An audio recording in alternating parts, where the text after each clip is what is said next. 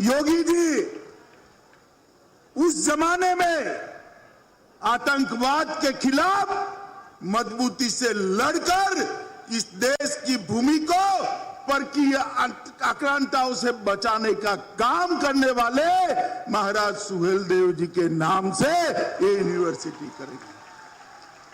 मित्रों, हमने कहा था 2017 में जब हमारा घोषणा पत्र बनाया, हमने कहा था कि 10 नए विश्वविद्यालय बनाएंगे, और आज मैं जब यहां आया हूं तब 10 विद्यालय बनाने का काम आज पूरा हो गया है। शाकंभरी विश्वविद्यालय सहारनपुर, राजा महेंद्र प्रताप सिंह अलीगढ़, राजकीय विश्वविद्यालय आजमगढ़, अटल बिहारी वाजपेयी चिकित्सा विद्यालय लखनऊ, विधि विश्वविद्यालय प्रयागराज, खेल विश्वविद्यालय मेरठ, यूनाइटेड विश्वविद्यालय प्रयागराज, खेल विश्वविद्यालय मेरठ, यूनाइटेड विश्वविद्यालय प्रयागराज, गोरखनाथ विश्वविद्यालय गोरखपुर, एफएसएल यूनिवर्सिटी और पुलिस एवं फोरेंसिक साइंस यूनिवर्सिटी। मित्रों, 40 मेडिकल कॉलेज बनाने का हमने वादा किया था। उस वक्त 10 मेडिकल कॉलेज 70 साल में बने थे।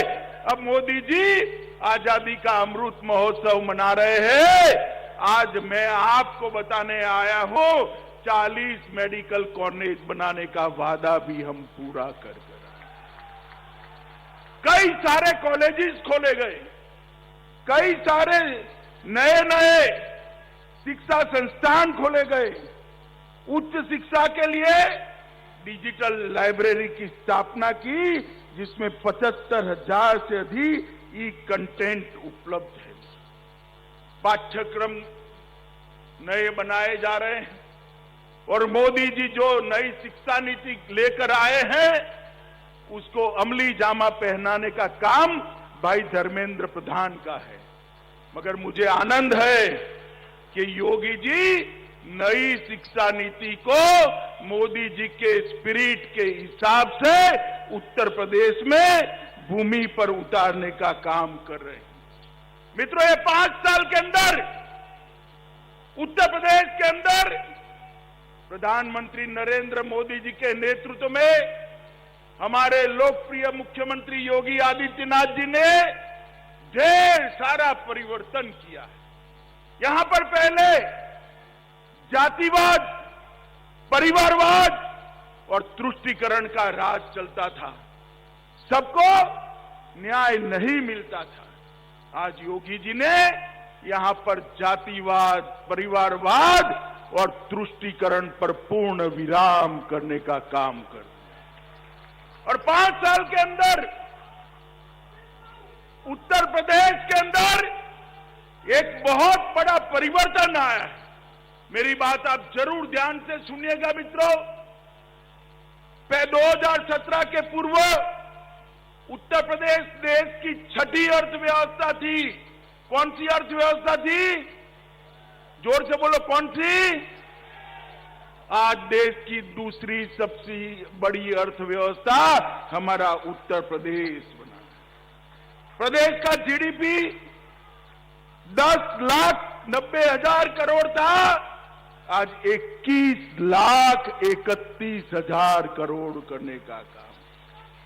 बेरोजगारी का दर 70.5% था, कम करते करते करते 4.1% पर रहा है। मेडिकल कॉलेज 10 थे, आज 40 है। मेडिकल कॉलेज सीटें 1200 थी, आज 3800 है। मित्रों, ढेर सारा किसानों का अनाज, धान खरीदने का काम भारतीय जनता पार्टी की योगी सरकार ने किया है। इसके कारण धान और अनाज के उत्पादन में भी बहुत बड़ी बढ़ोतरी हुई है। पहले उत्तर प्रदेश में 4 हवाई अड्डे थे, अब 8 है। आधे अधूरे 2 एक्सप्रेसवे थे, 5 नए बन चुके हैं। और मित्रों, सबसे बड़ा काम अगर भाजपा के शासन में हुआ है तो उत्तर प्रदेश को माफिया राज से मुक्ति दिलाने का काम योगी आदित्यनाथ ने। आजमगढ़ इसका उदाहरण है। कैराना से लोग पलायन कर रहे थे, बच्चियों की उच्च शिक्षा नहीं हो पाती थी। आज मैं गर्व के साथ पूरे देश भर के अंदर कहता हूं कि माफिया उत्तर प्रदेश छोड़कर चले गए हैं। यहां माफिया का राज नहीं है, कानून का राज। हजारों एकड़ सरकारी भूमि माफिया हजम कर बैठ गए थे। योगी जी ने कठोरता के साथ इसको खाली कराकर वो भूमि को विकास के काम में लगाने का काम किया है। मित्रों, गरीब कल्याण के लिए ढेर सारी सुविधाएं मोदी जी ने जो भेजी, योगी जी ने इसको जमीन पर उतारा है। ढेर सारे लाखों की संख्या में घर बने, घर में बिजली पहुंची, घर में शौचालय बने, घर के अंदर 5 लाख तक का स्वास्थ्य के बीमा का कार्ड हर गरीब को देने का काम ये भारतीय जनता पार्टी की सरकार ने किया है। और साथ ही साथ अब हर घर में शुद्ध पीने का पानी भी पहुंचाने का काम हो रहा है। मित्रों, बहुत बड़ा डिफेंस कॉरिडोर उत्तर प्रदेश को मोदी जी ने दिया है। कल ही रक्षा मंत्री और योगी जी ने मीटिंग कर बहुत बड़े डिफेंस के कारखाने यहां आए, इसके लिए एक भूमि तैयार करने का काम। मित्रों, मोदी जी ने एक जैम लाया है जिससे भ्रष्टाचार विहीन खरीदी हो सके। उसका आधार क्या है? जे का मतलब है जन धन बैंक अकाउंट, ए का मतलब है आधार कार्ड और एम का मतलब है हर आदमी को मोबाइल। अब जब मैं कहीं बोला ऐसा गुजरात में, तो एक समाजवादी पार्टी के नेता बोले हम भी जैम लाए हैं। मुझे थोड़ा आश्चर्य लगा। मैंने एक पत्रकार को पूछा कि भाई ये कौन सा जैम लाए, जरा जांच करो तो। उसने कहा आपको मालूम नहीं है? मैंने बोला नहीं, मुझे नहीं मालूम है। उन्होंने कहा उनके जैम का मतलब है जे से जिन्ना, ए से आजम खान और एम से मुख्तार। अब भाई आप मुझे बताओ, आपको भाजपा का जैम चाहिए या समाजवादी पार्टी का चाहिए? ये लोग उत्तर प्रदेश का भला नहीं कर सकते। जात पात में बांटना, दंगे कराना, तुष्टीकरण करना और वोट बैंक की राजनीति को आगे बढ़ाना। जैसे ही चुनाव आया है, अखिलेश जी को जिन्ना बहुत महान दिखने लगे हैं। मैं इतनी बड़ी भीड़ में बहुत सारे माइनॉरिटी के भाई बहन बैठे हैं, कोई आदमी ऐसा है जिसको जिन्ना में महान व्यक्ति की नजर आती है? कोई है? अब अखिलेश जी को लगता है भाई, क्योंकि चुनावी मौसम आया है। मगर मैं अखिलेश जी आपको एक बात कहता हूं, मैं योगी सरकार को एक सर्टिफिकेट देकर जाना चाहता हूं। उन्होंने पूर्वांचल को मच्छर और माफिया दोनों से मुक्त कर दिया है। यहां आप सफाई भी नहीं कर सकते थे, सफाई नहीं करते थे, मच्छरों का शासन था। गोरखपुर पूरा पूर्वांचल दिमागी बुखार से, दिमाग के बुखार से बच्चे मारे जाते। मोदी जी के स्वच्छता के अभियान को योगी आदित्यनाथ ने जमीन पर उतारा और स्वच्छता अभियान के कारण मच्छर मुक्त पूर्वांचल बनाने का काम किया। और माफिया जिस प्रकार का शासन चला, उत्तर प्रदेश के बाहर अपने घर ढूंढने लगे हैं, वो भी उत्तर प्रदेश से पलायन कर गए। मित्रों, मैं जब यहां पर आया हूं तब आपने 2 बार, बैठो 2 बार मोदी जी को पूर्ण बहुमत दिया ना भाई?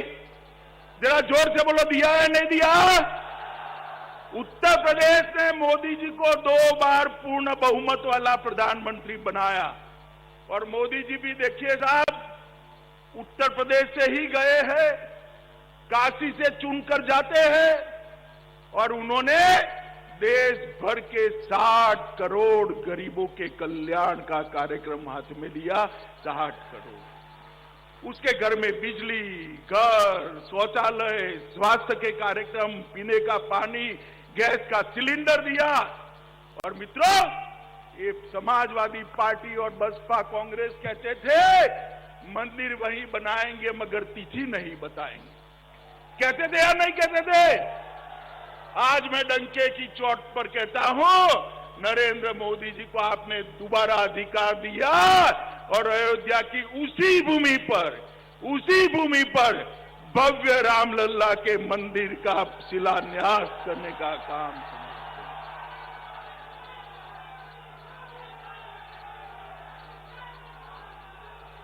और देखते देखते देखते वहां पर एक भव्य राम मंदिर बनेगा जिसकी ध्वजा आसमान के साथ बात करती होगी। ऐसा राम मंदिर बनेगा। दुनिया भर के करोड़ों भारतीयों के मन में हमारे आराध्य श्री राम का भव्य मंदिर बने, ये अपेक्षा थी। आज मोदी जी ने वो अपेक्षा को पूरा किया। मित्रों, जब से जनसंघ की स्थापना हुई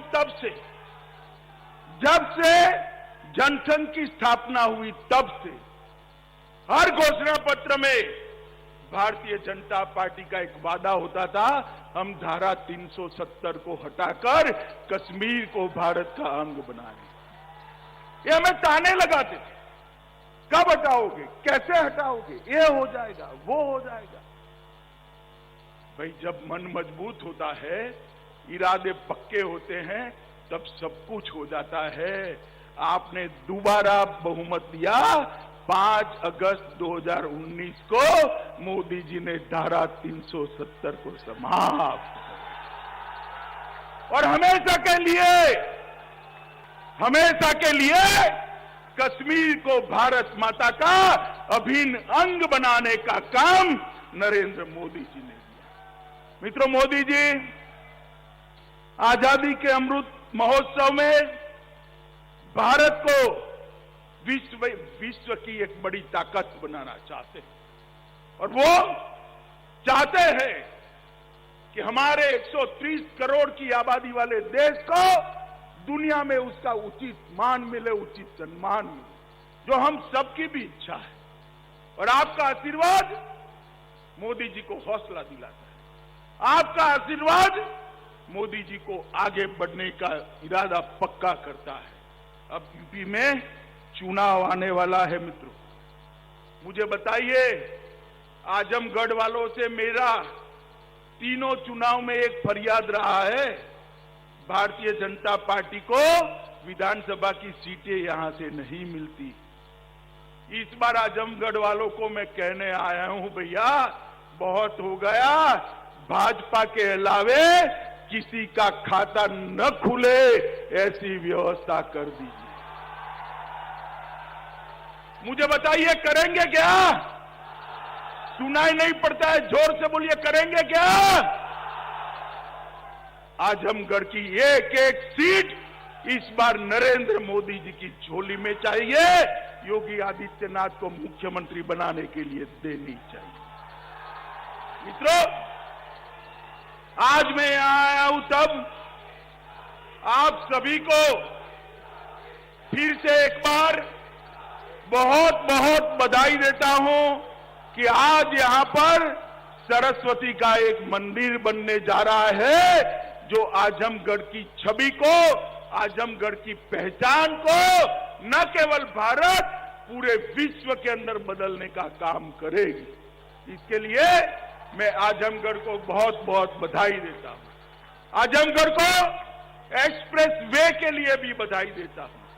आजमगढ़ को बनने वाले हवाई अड्डे के लिए भी बधाई देता हूं और आजमगढ़ को मच्छर और माफिया से मुक्त होने के लिए भी बधाई देता हूं। मित्रों, आप सभी लोग यहीं से एक संकल्प कर कर जाइए कि इस बार उत्तर प्रदेश में 300 पार वाली भारतीय जनता पार्टी की सरकार बनानी। तो मेरे साथ दोनों हाथ उठाइए, उठाइए दोनों हाथ, विजय के संकल्प की मुट्ठी बींचे और प्रचंड आवाज से बोलिए, भारत माता की, भारत माता की, भारत माता की। बोलो जय श्री राम, जय श्री राम, जय जय श्री राम, वंदे मातरम।